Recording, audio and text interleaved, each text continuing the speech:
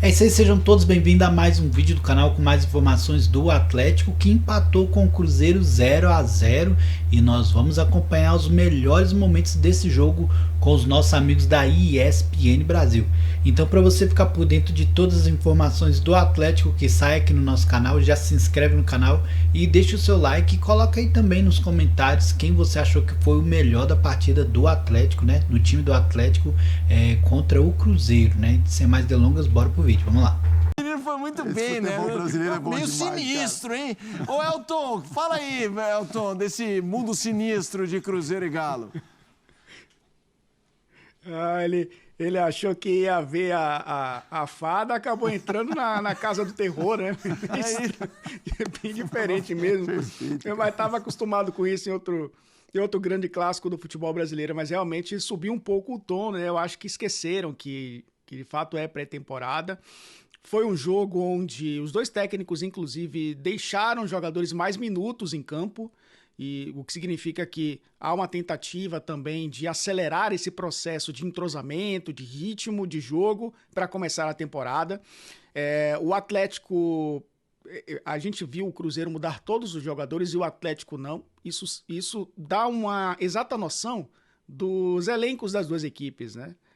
Enquanto o Fernando Diniz tem a possibilidade de trocar o time inteiro e manter a mesma formação, né? Lateral por lateral, zagueiro por zagueiro, volante por volante, mudar o time inteiro e a equipe manter a mesma característica, o Cuca ainda não tem isso. Tanto que alguns jogadores permaneceram até o final. Mas, de fato, foi um jogo que muita gente levou a sério. Tudo bem, né? É um torneio, mas é um torneio amistoso. É o primeiro clássico, o segundo clássico entre Cruzeiro e Atlético fora do Brasil, né? Inclusive um registro importantíssimo que foi o maior público entre clubes brasileiros dos Estados Unidos, né? Um jogo entre brasileiros, superando o jogo do Flamengo do ano passado. E isso também dá a exata noção do tamanho desse clássico. Acho que levaram a sério demais, mas deu para perceber o tamanho do problema de cada um. Acho que o problema do Diniz é menor hoje do que o do Cuca. E isso ficou bem claro quando o Diniz teve a possibilidade de deixar mais jogadores descansarem em relação a essa equipe do Atlético que está sendo montada ainda para a temporada. Eugênio. Não, eu ia falar que o Elton disse que os treinadores demoraram mais a mexer nos times, tanto o Diniz quanto o Cuca, para darem mais sequência, para que desenvolvam mais rapidamente o entrosamento e tal. Eu entendi de forma diferente vendo o jogo. Eu entendi o seguinte: eu vou deixar os principais enquanto der, que eu não quero perder o jogo. Enquanto eu tiver condição de botar esses caras para jogar, porque assim, a gente viu o Cruzeiro contra o São Paulo, no intervalo trocou o time inteiro. Ele poderia ter feito isso hoje, mas ele, vou botar o time reserva, o Atlético não tira ninguém, aí vai ficar com um time mais forte que o meu, então eu vou jogar com o... Quando o outro... Você vê que assim, ninguém fez aquelas substituições de início, de trocar vários jogadores de uma vez. O Pedrinho estava aliviado, né, o presidente, né? Ele estava tipo... Você tira dois, coloca dois, depois tira mais dois, coloca mais dois, você vai tirando aos poucos, porque você não quer perder a competitividade, você quer manter o melhor possível em campo. E no final a frase também do Pedrinho, ótimo, não ganhamos, mas também não perdemos, então tá bom, tá valendo, e vamos embora. Porque no final das contas, ali acabou virando um jogo que quase valeu 3 pontos. E todo o ambiente favorece a isso. Então, como o Elton trouxe, né, o maior público entre times brasileiros fora do país, né, ou nos Estados Unidos. Amanhã tem Flamengo e São Paulo, não sei se pode superar ou não, mas era um ambiente ali de Mineirão reduzido, porque o estádio é menor. As torcidas ali, aliás, um período com um espaço do estádio de torcida mista, bem legal, mas sim, atrás dos gols ali, de um lado o Atlético, do outro lado o Cruzeiro. Mas eu acho que esse ambiente foi o que exacerbou também o que aconteceu dentro de campo, porque virou um caldeirão. Então, assim, pensando no negócio, é um negócio, os organizadores acharam ótimo. Vendeu, sim, deve ter vendido todos os ingressos, não vendeu todos, vendeu quase todos os ingressos. E aí o que eles querem, e a gente cansou de ver durante muitos anos essas pré-temporadas nos Estados Unidos com estádios pequenos ou estádios vazios e tal.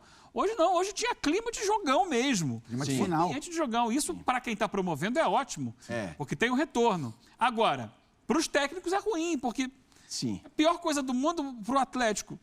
Não tem uma semana de reunião dos jogadores e já vai para um clássico no estádio fervendo. É óbvio que o time não está preparado para isso, ainda não chegaram os reforços.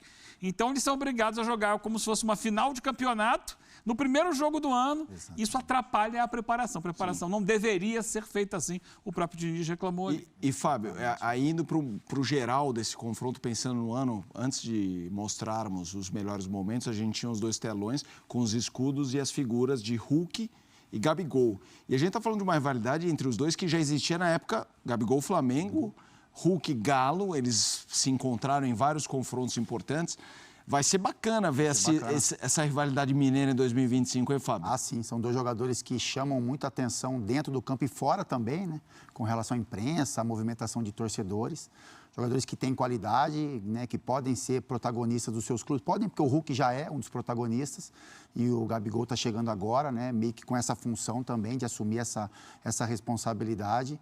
Então, são jogadores que vão movimentar bem aí as torcidas e a imprensa, enfim, de Cruzeiro e Atlético. Eu ia falar, Felipe, com relação... Vamos olhar um pouquinho para a parte tática, que também vale a pena a gente falar.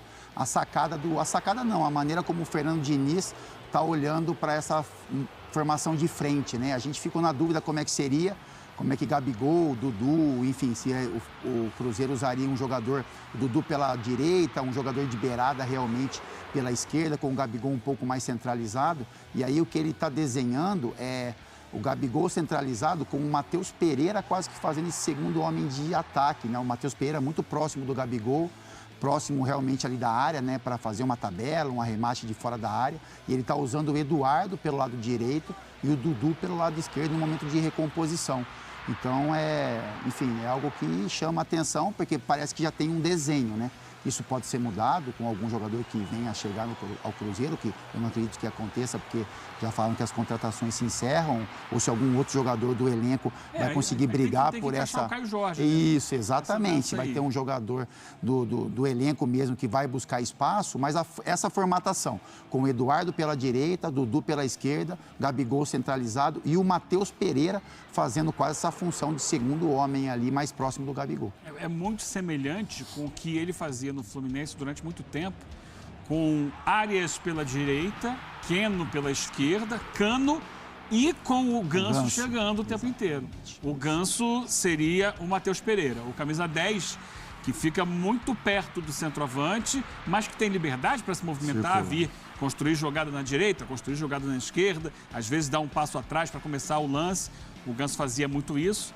E também, no momento sem a bola, não tem tanta pressão. Esse jogador, o 10. Isso. Então, o Matheus não é um jogador de força na recomposição. Então, nesse momento, quem vai ter que se doar mais são os jogadores de lado. O Dudu pela esquerda. E o Eduardo, que eu não sei se é o ideal. Eu acho que a grande dúvida é essa questão. O Eduardo, no Botafogo, jogou por dentro. Jogou como esse segundo atacante ali. Exato. Com o Tiquinho, às vezes sem o Tiquinho, ele jogando até como mais avançado como referência. Eu acho que em algum momento o Eduardo vai ser esse jogador para o lugar do Matheus Pereira. A questão é, quem ocupa o lado direito? Pode ser o Marquinhos. Ex-São Paulo, exatamente, como disse o Elton, que estava no Fluminense e que o Diniz aproveitou mais do que o Mano no Fluminense. Mas a questão é, e o Caio Jorge? O Caio Jorge tem lugar nesse time. E aí, ele vai ficar na reserva do Gabigol? Então é isso, esse foi o nosso vídeo de hoje, né? O Atlético acabou empatando com o Cruzeiro. Acredito que não foi o melhor resultado, mas também, né? Vamos colocar aí, não foi ruim, já que o time que começasse perdendo já começa a temporada com a grande pressão. No caso do Atlético, o ano passado, né, por ter perdido a final da Copa do Brasil, da Libertadores, acaba que ia ter uma pressão enorme começar 2025 já perdendo um clássico, por mais que seja um amistoso, né? Deu para ver que os jogadores em campo estavam dando o seu melhor, foi muita falta para os dois lados, realmente ninguém queria dar o braço a torcer nessa partida, porque sabe dessa cobrança que ia acabar acontecendo logo após a partida, né?